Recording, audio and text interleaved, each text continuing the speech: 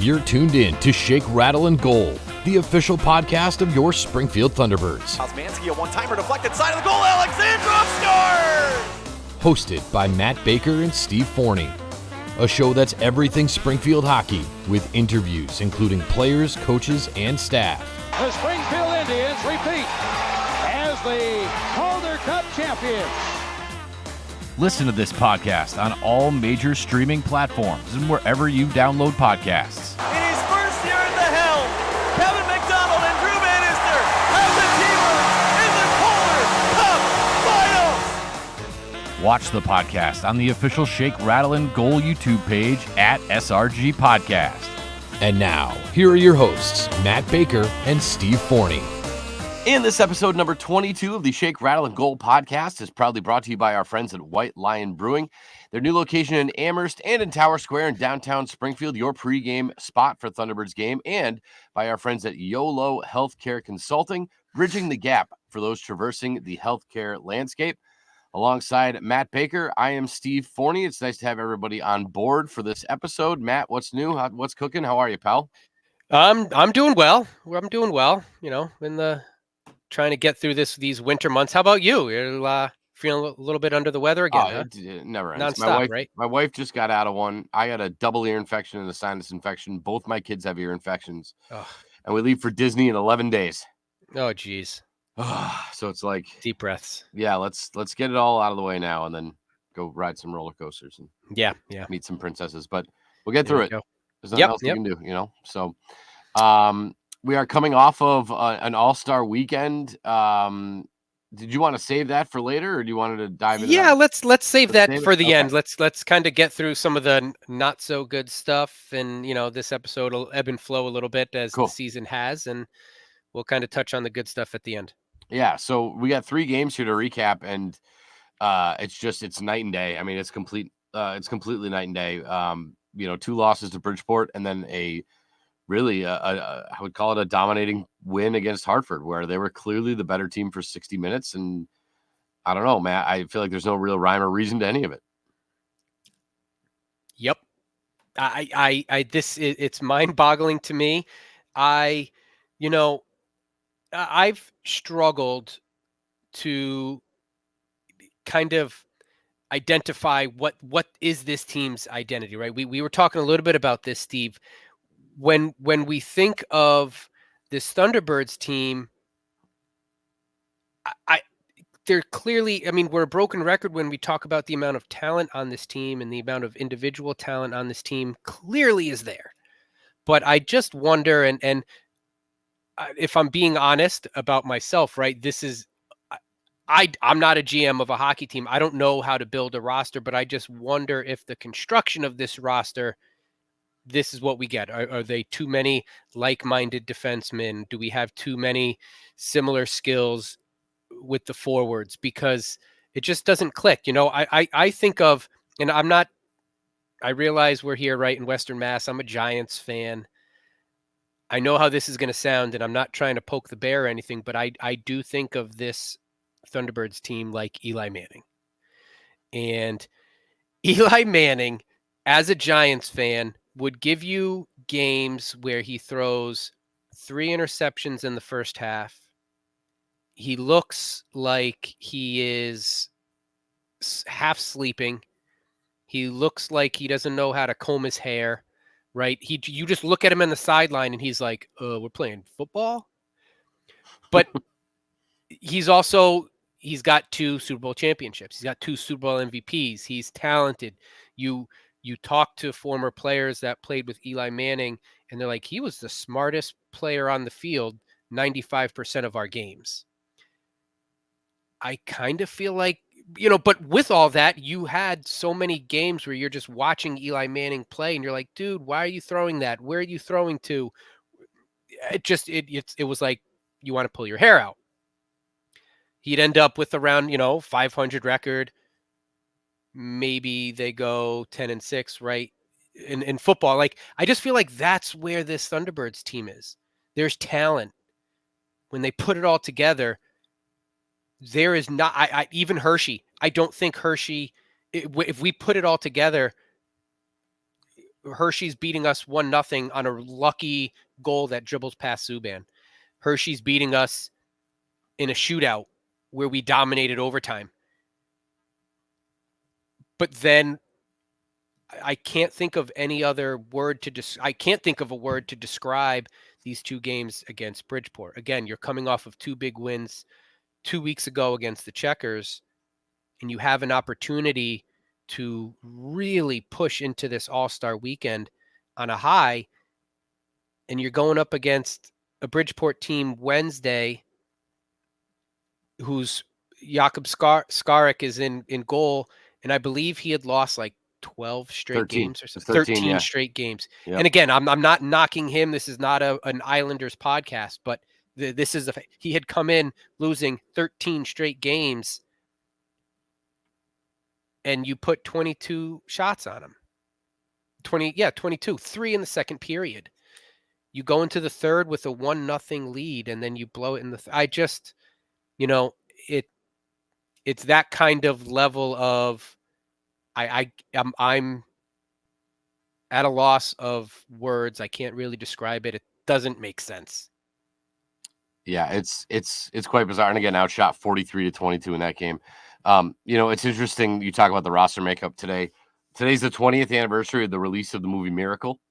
So I watched it with my seniors today at school, and there's the part in the beginning of the movie where they have a week of tryouts, and after one day, Coach Brooks puts his roster together, and the guy says, well, there's a lot of talented guys that you don't have on your list. And he's like, I don't need talented guys. Every guy that I picked has a specific role to fill. And it kind of reminds me of this team, because there's guys to me that are extraordinarily talented, not in the role that's suited for them, or maybe they just don't have, maybe it's the other side of it, they just don't have players that can fit a particular role, right? Sure, there you go. Yeah, you're fine with having the more talent the better, but having guys that fill a particular role, and again, I can't sit here and tell you what those roles are, but it just seems like there are holes where you say we could use a little more of this, a little more of that, and there's nobody really on the roster that can fill that need that they have. And so, I think that's a big part of it. And, talk about the identity. I want to throw something at you, Matt, in 3 words. Can you tell me the identity of the Hartford Wolfpack? I'll put you on the spot. Can you tell me the identity of the Hartford Wolfpack? So yes, and I think I could do this. And obviously, I'm only watching the Hartford Wolfpack against the Thunderbirds and following them here and there, but they're strong, they're physical, and I think they play smart hockey, sound hockey. I would say the same thing: physical, tough, smart. Yeah, Bridgeport. Yeah. I would say scrappy, relentless, and borderline. I don't want to call them a dirty hockey team. That's not where I want to go with this. But I think they play on that line. I think they take I think they take a lot of penalties. So I think they play. They play on the edge from a physical standpoint. Yeah. Yep. And in Providence, skilled, balanced goalie. And they got good goaltending. They are extraordinarily skilled, and they got a couple of big dudes. So it's like we can go through these teams that we've seen them play and sort of make an identity of them based in 3 words. I can only come up with 1 word for this team, and it's unpredictable. I just have no. Yeah. It's the only word I can come up with to describe this team. In 3 words, I came up with 1, and it's unpredictable. Yeah, that's fair. And also, to be fair, we are also watching a lot more Thunderbirds games. I don't know what Bridgeport looks like against Hershey or against Hartford.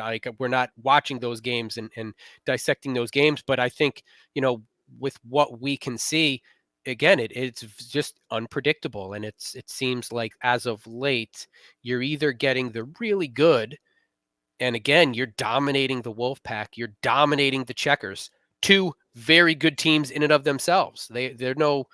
And then for some reason, it's playing down to the level of their opponent. It's again, it's when, I brought this up a few weeks ago, when you're playing playoff hockey, it doesn't matter who your opponent is. You've got to play your game. You've got to play your style. You have to play how you want. You have to make things happen for you. And again, I just thought it was a perfect opportunity Nothing is taken for granted. You have to go out there and you have to play, but nothing I've seen tells me that if the Thunderbirds really truly played their game of hockey, they shouldn't they should be dominating Bridgeport. I don't see anyone on Bridgeport who you're like, that's a problem for us, but yet here we are. Yeah, I mean, Ishakov is really good. I mean, I take that He guy in is. my Oh yeah, team yep. any day. And there's something about it, and this goes, you can look through the lines of history across all sports. There was always that one baseball player who, for whatever reason, dominated when he played one particular team or one particular pitcher, and when that team came into town, he would go off. And over the years, Tanner Fritz, who's not even there anymore, would always score against the Thunderbirds. Jeff Kubiak, the fourth liner, who literally doesn't score anything against anybody else for whatever reason, always, and he's done it for 4 seasons. When he comes to Springfield, he always scores. Always scores. It's unbelievable. And I don't know what it is, but we've mentioned before about how, like, when you're struggling, you want to play a team like Bridgeport because they help you get off the schneid. For Bridgeport, they must look at the schedule and go, "Thank God we're playing Springfield again. Yeah, Thank yeah. God."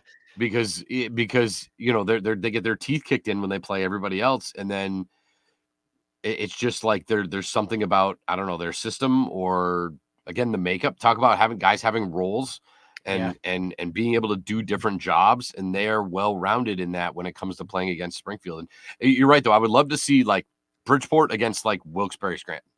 And I Yeah. just want to see what that version of Bridgeport looks like, and if it's any different than how they play Springfield, because it's bizarre. And sometimes, I don't know, sometimes it's weird about, maybe it's just lucky breaks. I mean, just that first goal Vrana scored against Hartford. It was a lucky break. The puck came to him. He Yeah. walked in, sniped, 1-0 lead. When you play Bridgeport, it's the opposite. It's a puck bounces off a skate, finds usually Jeff Kubiak wide open, and he buries it. And it's like, why do these things only happen against certain teams? And that's why I think part of that is that's why we love sports. But Fair point. Fair point. But as a fan, it's easy to get frustrated looking at it. So, Yeah. there's just something in the water this year about Springfield against Bridgeport. And I think, again, it's because we watch them more, but there's always been that one team every year. I think last year it was Hartford. Of course, Hartford ended up going on a nice run and winning the whole thing, but it was like, why can't we beat Hartford? This team isn't really that good. Why can't we do it? And this year it's Bridgeport, and it's frustrating. It's got to be frustrating as a fan. Yeah. And truthfully, I mean, the frustrating part is, at least for me, is my own. I go into it and I'm like, all right, we're turning things around, they're playing to, and I'm not trying to live and die with every game, win, loss, whatever the result is, but you just kind of go into it. And as going into the Wednesday's game, you Islanders they're starting Skarek, and I'm like, all right, guy who hasn't won in 13 games, talk about some unlucky breaks. Springfield, let's put the pressure on early and get to him. I have to say, it's unfortunate listening or watching a game at Bridgeport on a Wednesday is disheartening. I mean, it's kind of Oh, cool man. on AHL TV, only in the way, like, you can hear players on the ice, you could hear coaches yelling because there's like 30 fans in the arena, which is unfortunate. But you got Pekka scoring in the first period, and you're like, okay, all right, and fairly early in the first period, and you're thinking, okay, like, all right, boys, again, this is a goalie who hasn't won in 13 straight games, just keep peppering him. I'm looking for this second period to, like, all right, pepper him, and they come out, and lucky for us, Subban was on his game, but he faces 12 shots, and we are only able to get 3 on Skarek. So, and then the third period, it just was like going through the motions. That's just kind of just what it felt like. Islanders score 3 goals in the third, again out shooting the Thunderbirds 14-6, and like you said earlier, 43-22 on the game. I mean, I don't know what that is. 9 shots in the second and third period combined. That's unacceptable. That's it's got to be called out for what it is, and I don't. To me, effort. I mean, just put the puck on net.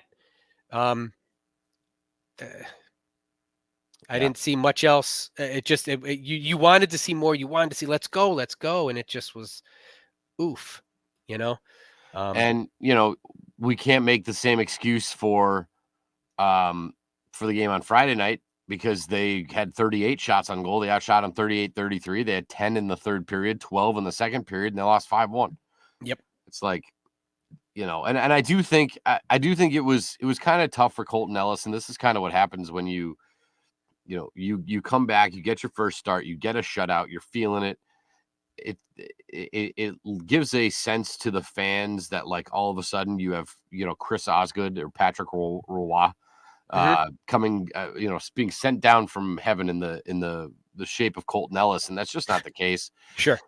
But 2 quick goals. I mean, it wasn't even game wasn't even 8 minutes old. You're down 2-0, and you get that goal right back with Hunter Skinner to make it 2-1, and it didn't really matter. It didn't really affect the game at all, and I think that to me is where, when we look at what are some of the things that's ailing this team, that's kind of one of the things I look at, where are they able to take positive momentum and roll with it? I mean, how many times do they get a big goal and then whoever they're playing comes down and scores immediately, and you're like, well, the air gets sucked out of the Mass Mutual Center after that. You know what I mean? Like, Yep. I don't know if they have that ability to take momentum for what it is and build on it. And when you're standing on the throat of your opponent, you let them back up, and it's I don't know how you get that instilled in you or how you get that taught or whatever it is. But it's definitely seems to be lacking. Yeah. Well, and to your point, like the good from that game, I thought was, a Hunter Skinner goal right after you're down 2-0. And now you're heading into second intermission, you're down 1.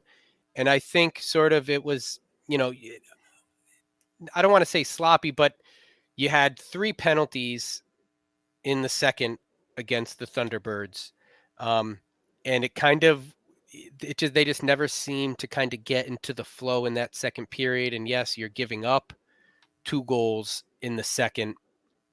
But they weren't early goals. They came late, or, middle to late of the second period. And now you're just going into the third period again with a 3-goal deficit. And again, I think the magic of these third period comebacks have kind of peaked a little bit. Like, I don't think we can really expect that to be the norm like it was. But all that being said, you had 2 penalties in the third period against the Islanders, and you're just like, come on, guys, like 1 power play goal here, and you're pulling for them. Just never really seemed to get it. Again, as you said, shots were coming just right at Tikkanen. Right. I didn't think they, I don't know if it's a presence in front of the net trying to redirect some shots, if they're, missing a bit of a physical presence in front of the net. Gaudette is back, but, I think the 2 games he was back for the Thunderbirds since returning from St. Louis, he kind of catching his feet again a little bit here in the AHL. They're just, it's hard because it's not what we expect. It's not what we think this team is capable of. So it's just it's hard to really break it down. And, I don't know, a 3-1 loss against Hershey, it just has a different feel. Not that they should, because an L's an L and a win is a win, but a 3-1 loss, even a 5-1 loss against Hershey, I feel like I probably can find better things to pick out of. Whereas when you are losing 3-1 and 5-1 against Bridgeport, I don't know. That probably isn't fair. I get it, because again, an L is an L, but I don't know. I mean, I don't know. I'm glad you brought up the penalties though, because in the second period, the roughing penalty to Kean Washcrook, it's one of those ones where you're like, dude, like, come on, man. Like, how long you been in the league? Like, what are we doing here? And then, you talk about momentum. Jacob Vrana gets a 10-minute misconduct for abuse of officials, and literally 5 seconds later, Etu Liukas scores. Yeah. And now all of a sudden, instead of it being a 2-1 game, now it's 3-1. Then they score a minute. And again, this wasn't even a power play. These were technically even strength. Mhm. Then they score less than a minute later. Now it's 4-1, game's over. Mhm. So it's like all it took was that, again, one of your best players, one of your most talented players, Jacob Vrana, sitting down for 10 minutes for abuse of officials. Bang, 2 quick goals, game's over. Good night. Mhm. So, that's one of those things that we talk about momentum and riding it and handling it and feeling the moment. Bridgeport's able to do it. They're able to read the room and say, okay, like, Here, this is our moment. Let's crash through the door and even though there's only 270 people here tonight, let's at least seize this moment. And I don't know where that comes from. We talk about people are going to talk about the coach and oh my goodness, by the way, I just looked at it. The attendance for that Wednesday game was 1,580. Woof. It was 3,300 on Friday night, but the Wednesday game, woof. But but Bridgeport's had Brent Thompson as their head coach forever. Mhm. And this is their first year not having him. In fact, I believe, and I'm not positive, but I believe he left mid-season too. Maybe he left right before the season started, but either way, they have a new head coach too. And you say, well, look at the standings and they're at the basement. It's true. But from a game-by-game basis and the games that we're watching, and only really against Springfield, they look more organized. They look well coached. They look like they're playing together. They look like they have a style that they're trying to play, and they're playing Bridgeport hockey, and the Thunderbirds are also playing Bridgeport hockey. Like, they're not saying we're playing Thunderbirds hockey and you try to, like, they're getting into the exact style that Bridgeport wants to play, and that's a problem. Yeah. And then in the blink of an eye, and this is the in the blink of an eye, sun goes down, sun comes up, new day. You go to Hartford and flat out dominate that game. I mean, shots, you get outshot 36-32. But you dominate them on the scoreboard. You get after Garand early and often. 3 goals in the first, 1 in the second, 2 in the third. You don't give them an opportunity, and they had an opportunity. Like, Wolfpack got back into it at 3-3 in the second, but I didn't feel a panic. I felt that they still were like, hey, let's keep going. Let's keep going. You get 2 in the third, and you're like, oh, right? Yeah, like, right. here are the Thunderbirds. And this is the like, I just scratch my head and it's like, I'm with you. What are we getting on a night to night basis? I don't know. It's funny. We were texting back and forth at that game, literally just like, what is happening? Like, we should be more. It was almost like I'm watching the game and I wanted to be excited, but my brain immediately went to like, what is happening? Like, what is going on? Like, yeah, I make it make sense to me. Somebody please, like, email us, shoot us a text. Like, it's make it make sense. I'm at a loss here because, I mean, again, this game, you're going up against Hartford, who is a very talented team. I feel like the Thunderbirds are a very talented team. So when they play Hartford, when they play Providence, when they're playing the Penguins and Hershey and the Checkers, even the Phantoms, I expect, all right, yeah, this could be a close game. It could probably go either way. Let's see who's playing hockey tonight. Let's see who came to play. I expect games like this against Hartford. It's just the consistency, what are we getting tonight? But this was a good team win, I thought. I thought they came out aggressive. They were outshot in the first period almost 2-1, but they took advantage of the opportunities that the Wolfpack made. The Wolfpack made a few mistakes, like you mentioned earlier. The breakaway to Vrana, Suzuki had a breakaway in that first, and they kind of out hustled the Wolfpack. Even though they got outshot, they were kind of the aggressors. You were playing Springfield style hockey. Subban was great, I thought, all game. I will say it's what an unfortunate break for Wyatt Kalynuk with the fighting plus the elbow pad. So he Yeah. gets a game misconduct. I mean, I understand the logic of that rule. But I almost wish things like this, there was a bit of official discretion. I didn't see how the elbow pad got ripped off. But I mean, it's one of those things you understand the point of the rule, but like, yeah, I mean, I go back to the, the taking off of the helmets. They tell you can't take off the helmets. And trust me, when I get to the box, there's way more damage done to guys' faces because the other guy punched the visor and the Yeah. visor comes back and hits you in the eye. And, I'm trying to think of, I think it's Samuel Asselin got one in, I think he's in Bridgeport now. He used to be in Providence, but he got one in a fight where the best punch landed on his visor. The visor kicked back. And by the time he got to the bench, the eye was already blue and there was blood coming down. And he never even got hit with the fist. Yeah. It's like, do we have detachable visors? I think would be a great idea where you can take off the visor and keep the helmet on, something like that. But yeah, the elbow pad thing, it's like you get the rule, but like what are we doing? You know what I mean? Like it's I understand it. I mean, and it's not like it happens that often. I just wish there was like it's an additional penalty.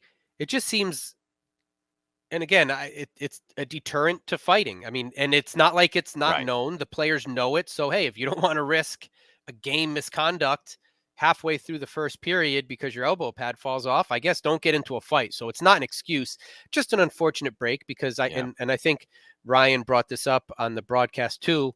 You're talking about, a top defenseman here for the Thunderbirds who now you are out for 2.5 periods almost. right. And luckily the Wolfpack, they weren't able to capitalize on it, but just that was a tough break for Wyatt Kalynuk. I thought it was, we've talked about appropriate fights before when we had Casey Terreri on. I thought from Wolfpack's standpoint, that was an important fight, Kalynuk and Othman. At a time Hartford needed something going, it got them a goal probably, and they come out firing in the second period to tie it up. But it was just a great team win. You saw good passing, cycling of the puck. They were able to get through the neutral zone. Still not where I would like them to be on the power play. You're 0 for 3. But when we've talked about this, we know the Hartford Wolfpack is a tough PK to break. Their size, man. They're tough, right? But you're Huge. 0 for 3. I think, there's something to be said here. I think really the only penalties against the Thunderbirds was the matching fighting, and then you had matching roughing calls with Duzak and Berard in the second, I believe. So yeah. You didn't put yourself on the penalty kill, which was good, disciplined hockey. Let's just see this for multiple games in a row. It would be nice. Yeah. Yeah. Tanner Doiron and Alex Slepkowski, 2 referees I don't think I've seen at all this season. So maybe that's part of the reason why the elbow pad thing was called. Maybe these guys, maybe it happens more often and most guys let it go. I don't know that.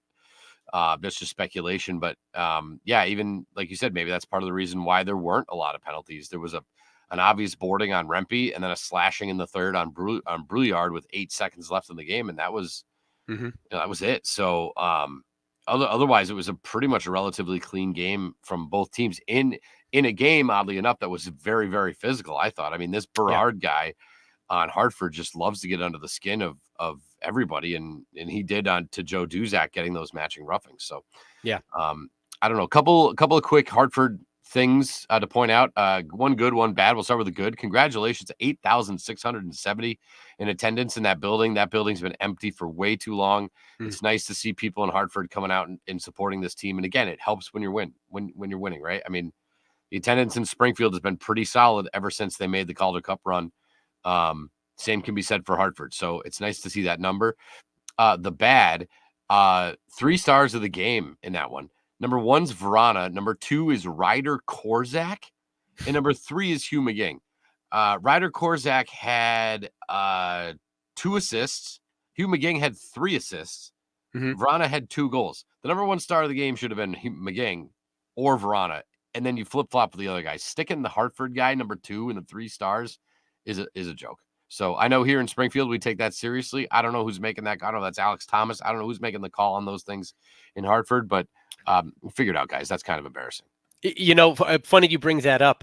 One of for some reason, aside from the game, right, my kids love trying to guess who the stars are going to be. And, they had Vrana 1, they had McGing 2, they thought. And when they see that it's, Korzak from Hartford, they're like, wait, what? And I'm talking about my 8 and 9-year-old son. They're like, wait, that, and they're looking at the box score with me the next morning too to double check, and they're like, that doesn't make sense. Like, again, 8-year-old, 9-year-old logic, same thing you just said. Wait, he's got 2 assists. Wait, he's got 3 assists. Wait, 3 is more than 2. What's going on? Like, and I'm trying to explain this again. Simple math, kids. 8 and 9-year-old logic with this new age math. They understand 3 is more than 2. Yeah. So right. Funny you bring that up, because they had the same thought, like, that's just a homer call. That doesn't even make sense. Yeah. And they get upset with that stuff too. So I'm That's glad funny. to hear Springfield takes it serious, because my kids love to play that game, guessing who the stars are. Yeah. And they're usually pretty good. They're pretty spot on. The only thing is I like to give the goalies more love. I feel like I it's wish like, to, yeah. if you give up 1 goal, you're automatically not one of the 3 stars unless you make 40 saves. It's like your benchmark is shutout and then like 38 saves. Yeah. It's like if you make 29 saves, give up 2 goals, and you win, and you make a couple of massive saves like in the 3rd period, the second star of the game. Why not? I agree with you there. There's a lot of context to goaltending, and there's a lot of, I think, we do this, I think, sometimes as a Springfield fan base too. We kind of goalies, but sometimes you, as a goaltender, you get left out to dry and you don't have a shot at saving it. It's not your fault. Other times you're diving, making brilliant saves. So I'm with you there. I thought, eyeball tests. Stop, Yeah. it's like stop staring at the box score and use your eyeballs. And Yeah. what did your eyeballs tell you for the last 2 hours? You know what There's I mean? a lot of context in goaltending, but I think this weekend, I think it's fair to say I think both goaltenders played fairly well. Mhm. I think Subban played really strong against Hartford. I thought he played well against Bridgeport on Wednesday night. Again, you're getting outshot. You're getting outshot 2-1, 43-22 on that Wednesday game. And again, Colton Ellis, I think he played well. I don't think, again, the spotlight isn't too big for him. He's not going to go undefeated in his AHL career. He's not going to make every save. He's not going to, I thought he played fairly well. He was in good position. And again, I think he does a nice job eating the puck for the most part. So if we just get consistent team play, I'm excited for a good stretch here. Mm-hmm. So we have much more coming up here in a little bit, but we do want to once again thank our friends at White Lion Brewing and their new location in Amherst on North Pleasant Street, right downtown in Springfield at Tower Square as well. The place to go prior to Springfield Thunderbirds home games. Parking can be a little tricky these days, so make sure that you park in the Tower Square garage. Bring your parking ticket down to White Lion. They'll validate it for you. And while you're there, grab some Boomer nachos, some Hall of Fame wings, and some Seuss mac and cheese, along with any of the 20-plus beers they have. And, of course, you can find them in your local liquor store cooler as well. White Lion Brewing in Amherst and in downtown Springfield, proud local sponsor of the SRG podcast, and by our friends at YOLO Healthcare Consulting. They offer education, training, tutoring, coaching, and mentoring for healthcare professionals and students. Founding owners Yolanda Mero and Lola Rios and doctorate-prepared nurses with over 40-plus years combined bedside, academic, and leadership nursing experience. They offer assistance to individuals navigating the healthcare system for long-term care and home care planning needs. Founded right here in Western Mass, YOLO Healthcare Consulting are the ones to contact to help you bridge the gap.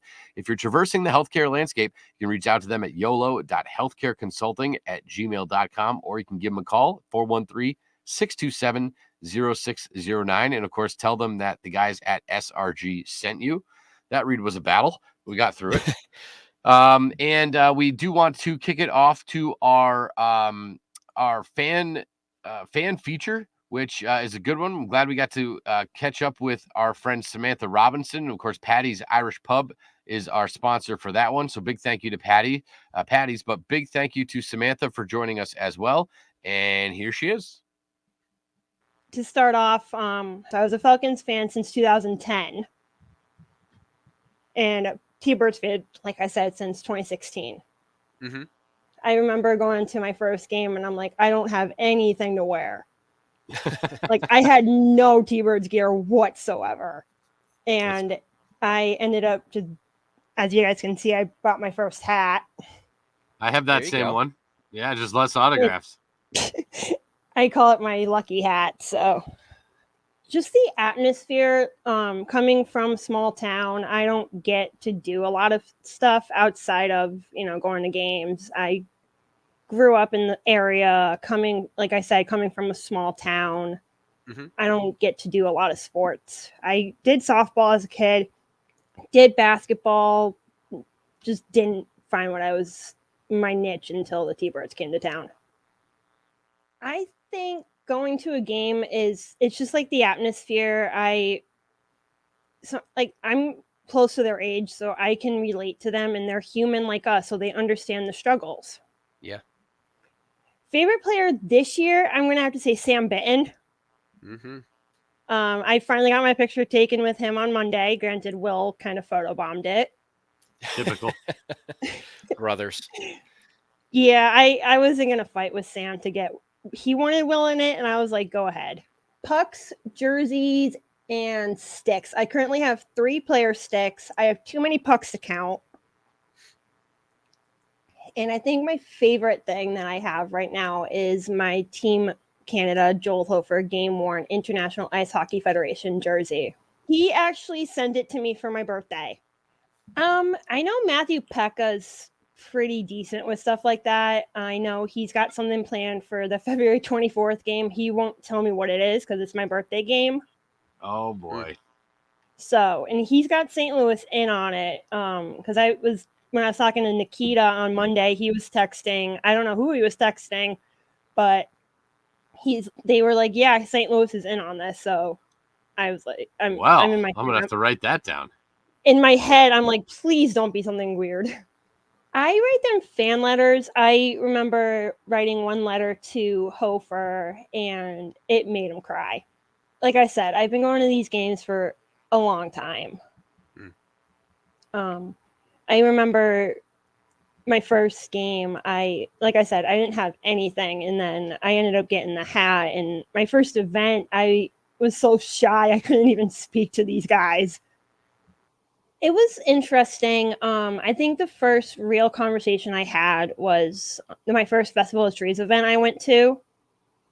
And that was the first time I actually met Sam Montembeault. And I didn't know if he spoke English because he was from Quebec. Mm-hmm. And at the time, Tommy Cross was our alternate captain. So he just walked up to me and he's like, go talk to him, introduce yourself to him. So I kind of just walked up to him and I'm like, hey, I'm Sam, welcome to the team. And we just started talking and we kind of just hit it off. When I first got when we were still affiliated with the Panthers, I bought myself a Florida Panthers Sam Montembeault jersey. Mm-hmm. And I stayed after the game that night, and it was December, so it was cold. And here I am in no jacket on, just my jersey and my hat and everything else. No jacket whatsoever. And Monty's coming out, and so I bolt over to him, and I kind of just like dropped my stuff and I ran over. He looks at the jersey. No, he thought it was actually like game worn. And I told him, no, it's not. It's a replica jersey. But just the way he looked at it, he thought it was an actual like game worn off your back jersey. And he actually ended up signing it. And I actually have 2 pucks in my collection from his first NHL game that I bought along with the jersey. What makes me happy, it's one game. all teams go through a slump. Mhm. Even when I played sports, I went through what they call the slump. And can teams get out of it? Yes. Does it suck when they lose? Yes. It happens. You can't let the team feed off of that. No matter what you're feeling, you have to let them feed off of the positive energy. Because if they're feeding off negative energy, it's going to bring their dynamic down. And a big thank you to Samantha for joining us. That was a blast. We were so happy to have her on. And of course, our fan feature segment is brought to you by our friends at Patty's Irish Pub, located at 1060 Wilbraham Road in Springfield, right in the Breckwood Shopping Center. Over 20 local and craft beers on tap and 8 TVs, including the NFL, MLB, and NHL TV packages. It's one of the few bars here in Western Mass where you can watch our former T-Birds play from St. Louis. And we are thrilled to have them as well. Make sure you tell them that the boys at SRG sent you. Yeah, that was great to have Samantha. Thank you so much, Samantha. Yeah, it's amazing to see. I mean, what a great fan. She loves her Thunderbirds, loves the guys on the team, and just good to see. And again, hearing some of the stories of her in the stands and meeting people, it's just great to hear. Yeah, Great I love the story happening. about Joel Hofer giving her the Team Canada jersey. I mean, It's awesome. Like, I don't know, it's weird, and I'm certainly not comparing myself to a player or anything, but like, it's amazing the love that the fans give these players, and when they kind of show that love back, Sure. it's cool. And I mean, we have a lady that sits behind us at every game that she's at. She brings us this big, huge baggie of candy. And it's the best. And I mean, I got the picture behind me that Trina gave us, and Yeah. developing these relationships with the fans is cool and fun. And I love to see guys throwing sticks over the glass and dropping pucks over the glass to fans. And I think that fan to player interaction in this sport is better than in most. Mhm. And I think both the fans and the players do a great job of it here in Springfield. So Yeah. tip of the If hat. I That was can fun. if I can also add to that too, like it is the player to fan relationship is great. And I think the front office staff, I have to give them credit as well. And if I can share a story too, here in town, there was a family who just got hit with a tragedy with the loss of a loved one here in town. And they are season ticket holders with the Thunderbirds. And so, they play on one of my son's soccer teams. And so as a team, we kind of got together and we wanted to put some things together. So I reached out to the Thunderbirds front office staff, and, we're collecting money. So I'd like to purchase some items for the family. They're huge Thunderbirds fans. And I get a response back from the front office staff, Jessica Hansen and Drew Supernor. And it's like, we'll put something together, no charge. It's amazing to see they get it. They understand what this team means to the community, and what the community means to the team. It's just such a great partnership. So it's relationships that these players form with their fans, and it's a relationship. It really is a We Are 413 community that I think everybody in the front office understands. I think that starts from the top all the way down. And I think it's something that we as a community have really bought into as well. We kind of accept it. And it's just a wonderful thing to see firsthand. So I do want to applaud the front office staff and Jessica Hansen and Drew Supernor for that. A great gesture for this family who, was hit with an awful tragedy this past few weeks. So I love to hear that. Love Yeah. to hear. Like I always say, it's a great team great organization to work for. I'm happy to do it. We are going to get into the All-Star break. It's just one other thing about Hartford that I wanted to bring up super quick, because we are going to get into this later. Did you notice the jerseys they were wearing? Yes. Yeah. Yep. Those are the the sub. The submarine. Yeah. That thing is awesome. I don't know why they're going with that karaoke wolf, the screaming, singing Celine Dion up into the air. They're due for like an upgrade with their logo. Like that thing's been that for 20 years, and I think it's amateur, quite frankly. But the submarine with the wolf on top of the big star in dark blue, that was a great look. It does. It looks cool. a aesthetically pleasing game to watch just with that Wolfpack. So any Wolfpack fans or front office listening, go stick with the submarine. That thing was sick. I like that. I like that a lot. And it's on the helmets, and I always look at it and I always think it's cool when they're in the box and stuff. But anyway, we are coming off of the All-Star game weekend. Mhm. I will just say, if I could off the top, I tried to watch the NHL All-Star game. Or not the game, the skills competition. Skills, sure. And I think part of the problem that the NHL has is it seems like every year it's basically the same guys. It's McDavid and it's Pastrnak and it's Crosby and it's the same guys. And now it's going to be Jack Hughes and Quinn Hughes for the next decade, right? And so it's like every time the league and whoever puts on the product and the players always try to like do something bigger than they did the year before. And it just gets super like kitschy. I don't really know another word for it. It's cringy. It's like they're trying too hard to make this way more than it is. Mhm. Whereas when you get to the AHL All-Star games, the roster turnover is so, I mean, I don't know how many guys where that was their second All-Star game or their third All-Star game, their fourth All-Star game. I would guess 80% of those guys have been there for the first time. And they keep it simple. There's no light up passing drills, and it's like no, fastest skater, hardest shot, Accurate shot. accuracy. Yep. Like that's the stuff that again we grew up with in the 90s. That's what made it so awesome. Not Alex Ovechkin, coming out with a pink cowboy hat. Like it's just like, and so I enjoyed the AHL skills competition way more than the NHL's just because it was kept so simple. Yeah. Fair point. Fair point. And I mean, you're right. I think the roster turnover for AHL All-Stars it happens much more, and 80% is probably a safe bet. I'm trying to think. I mean, I know Ethan Frank as Dylan, Ethan and Frank. really only because they Dylan McElrath, I'm sure, has been to Yeah. more than one. So, but 80% is probably fair, and it is. It's the same faces. I think the NBA has a similar problem too, with the same faces over and over again. And then if you want to bring people back next year, they have to be wanting to see something bigger, better, more. Reminds me of Blake Griffin dunking over the Kia. Yeah. You remember that one? Yeah. Yes, I do. And or even Dwight Howard not even dunking on his dunk, kind of Right. layups it in. But I liked it. My kids, I let them stay up a little bit late to watch the skills competition. They enjoyed it. They enjoyed watching Gaudette skate and seeing Gaudette and Coughlin in the relay. That was fun.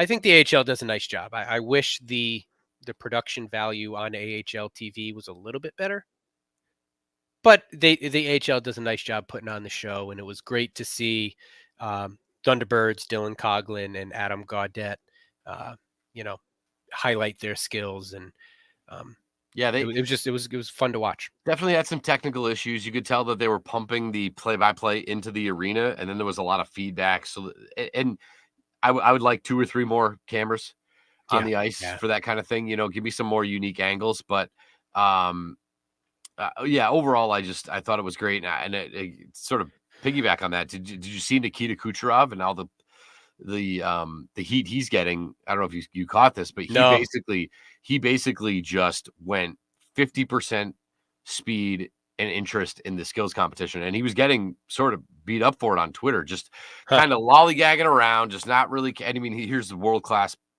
future Hall of Famer who just had zero interest in the skills competition because it's probably like his 9th. Yeah. So it's like, you know what I mean? So it's it's nice to have guys that are there that want to be there. And again, I still don't really like the 3-on-3. I think that's how guys are going to get hurt and get tired. And to me, it's not real hockey. The only other complaint that I have is that I believe they said on the broadcast that, because remind me, the skills competition was Sunday. Yes. All-Star game was Monday. Correct. So they said that 30 of 32 teams were in action the night before on Saturday. Georgi Merkulov was supposed to be there from Providence, but again, they played Saturday night. His flight got delayed, so he missed the skills competition. Yeah. Like, can we not do that? I agree. AHL, like, can we give the guys like a couple of days, even 24 hours between Yeah. the last game you play and when the skills competition starts, so they can get there, and especially when you have it on a coast. That was my point I was going to bring up. You're In asking Charlotte, guys. San Diego. If it's in Cleveland, it's fine. But when you're going coast to coast, that's I just agree. that's too much. That's tough. And you know, you're asking for someone. I just skated last night. I don't have my legs yet. I'm not giving my best. Not that I shouldn't say effort, but you're knocking on the door of some like a bad look. And that is unfortunate for a guy like Georgi Merkelov who earned it, who had every desire, every want, And it's his first. Earned that right to be there, and now his flight is delayed, coming from the East Coast, going all the way to the West Coast. Nothing he can do about it, out of his control. I had the same thought. Like, all right, why not make the skills competition Monday night, play Tuesday night, give everybody Wednesday night off, and they come back Friday to play, their team game. Yeah. That makes more sense to me. I don't know why you do that. And even as the AHL, what are you competing against? Right. There's not much else going on. Just gonna say that there's nothing happening. Yeah. You're not having to compete with really anything else. So do the skills competition Monday, play the game Tuesday. I'm with you on that. Let's highlight how our boys did. Sure. Dylan Coughlin scored a goal. Adam Gaudette had 3. I don't want to pick on Clay Stevenson, the goaltender for Hershey Bears, but he led up quite a few goals. So again, 3-on-3 is not playing hockey in an all-star game, but hey, maybe Adam Gaudette hit his hot streak in an all-star weekend with 3 goals, and maybe Clay Stevenson forgot how to play goalie. I don't know. Maybe you break a guy. These all-star games, how many times see a guy in a home run derby win the thing, and then he bats .212 the rest of the year? Yeah. That's what I'm thinking. I'm sending those vibes out to the universe. Clay Stevenson, you forgot how to play goaltender, man. You don't know how to do it. So keep that mindset on Saturday when you come visit the Isotopes. Yeah, for real. But no, I'm glad those guys got the opportunity, and I think it was well deserved. I think the rosters for the most part were pretty well deserved. And yeah, there's still, to me, something always awesome about a guy going 4 for 4 in the accuracy competition. I think one of the Clark brothers, Brant Clark, maybe, that's the thing that makes you get out of your seat. Yeah. They hit 3 for 3 and they got the last one. You're like, oh, there we go. Like, I don't know. I still kind of love that as the kid in me, but always fun. And now we hit the second leg. I mean, I hate to say the midway point. I don't think it is, but it is the second leg, and it all kicks off with your Springfield Isotopes, Matt. I'm looking forward to this. I love this game. Proud parent moment here for both of us. Our kids, it's Agawam night as well. So our kids will be on the ice singing God Bless America. My school will be the kiddos holding the flag. So that's pretty cool for me, pregame stuff. But the Springfield Isotopes, who are undefeated. Springfield Isotopes never lost. It's awesome. So, again, not taking anything for granted. You still got to go out there and you got to play. But we have seen this version of the Springfield Thunderbirds play to their competition. And right now, there's no greater competition than the Hershey Bears. We talked about this. You are waiting for their stumble. With logic says it's going to happen. So why not start it now, right after the All-Star break? I do think this is a good matchup. Again, you have 3 games essentially all decided by 1 goal. The last game they played, there were 2 empty netters in the last 90 seconds of the game. That was a 1-goal game for 98.7% of the game. Yeah. So on paper, it's not going to look this way, but in the eye test tells me that these 3 games have been decided by a total of 3 goals. Anything can happen. I am waiting for the lucky break for the Isotopes against Hershey, because it's been Hershey lucky break for Hershey, lucky break for Hershey. I'm waiting for Springfield to get their lucky break against this team, and it's got to happen now because this is the last time they see Hershey in the regular season. We'll also have the post-game jersey auction as well, for those who stick around and spend all your money on those things. Thank you as well. But of course, you can join myself and Kevin Johnson doing that. Matt, thoughts on the jerseys? I think they leaked earlier this week. What are your thoughts on the isotope round this year? Yeah, so I believe they leaked yesterday on social media with Boomer going fishing in the Connecticut River. You never know what you're going to pull out of that river. No. You know what? I'll give it a B plus. I love the logo, the isotope, Homer Simpson, Thunderbird, three-eyed mutant bird. I love that. That's their logo on the front. The lime green, neon green. It gives me Seattle Seahawk vibes.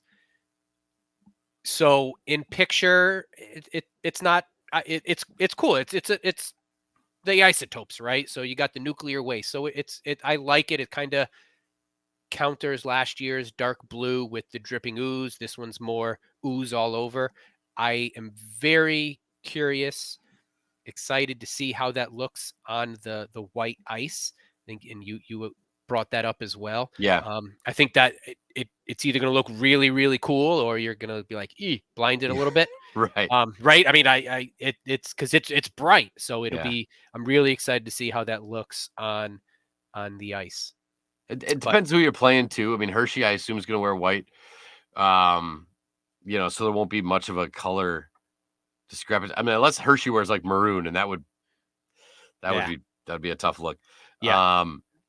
I agree. I think that the logo is cool, and again, you got to go a different way. You can't just roll out the same ones every year. Mm-hmm. I'm always in favor of throwing in a third color. Maybe like Sure. some silver would be cool. Or I was always a fan of there was an XFL team, the Seattle Dragons, who had the same kind of Seahawks colors, but they had like I guess it was kind of like a dark orange. So it was the navy blue, the lime green, and then the dark orange. I believe it was a darkish orange. There's something about that color scheme that I always loved. In the Seattle Dragons XFL. I don't think I watched more than a minute of their games, but it's like orange, dark blue, green. Yeah. So it's just that little bit of orange kind of helped it pop a little bit, but I give this team credit. The creative team is always sort of stepping it up, and even the Falcons jersey this year, it was different than the year before, but it was still, kept true to what the jerseys meant. So I don't know. I'm excited about it. We'll see how it looks. And again, anything's good for one night. I love it. I love it. And I'm expecting a packed house. I haven't seen the numbers yet, but I'm anticipating another sellout in the Thunderdome. So I hope we're loud. I hope we bring the energy, as these sort of promo nights often do. And, don't be afraid to sing along with our kids. God Bless America to start the game. Cool. I'm going to be a puddle. I can't wait. Yeah. After that, the team's going to go play a couple in Charlotte. And of course, we'll be there to break it down. Again, Matt, I'm not sure about next week. I got, like I said, I'm going to be hanging out with Mickey and Minnie down in Orlando. So, we'll have to work something out. We might have to pre-record or find an interview or something, but we'll do our best. We'll put something together. And as always, we want to give a big thank you to our friends at Patty's Irish Pub for sponsoring our fan feature segment. A big thank you as well to White Lion Brewing, as always, and our friends at YOLO Healthcare Consulting. They are at yolo.healthcareconsulting@gmail.com. Any final takeaways or words, Matt? I'm looking forward to starting this second leg of the season off the right way with the Springfield Isotopes. Thank you, Sam, for being our fan feature this week. We appreciate you coming on. Love hearing your stories. Thank you, listeners, everybody out there. Keep the social media stuff coming, and let's go, Isotopes.